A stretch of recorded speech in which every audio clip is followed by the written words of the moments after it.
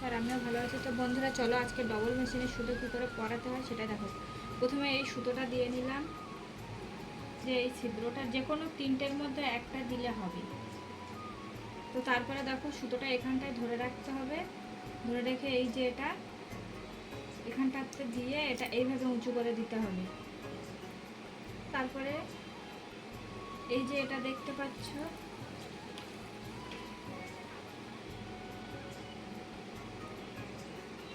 তারপরে এটার মধ্যে দিয়ে সুতোটা দিতে হবে।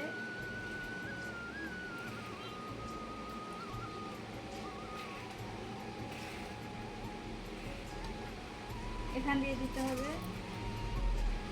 তো দেখো বন্ধুরা সুতোটা এই দেখো টানলে এমনি চলে আসছে। তো তারপরে সুজে সুতোটা দিতে হবে।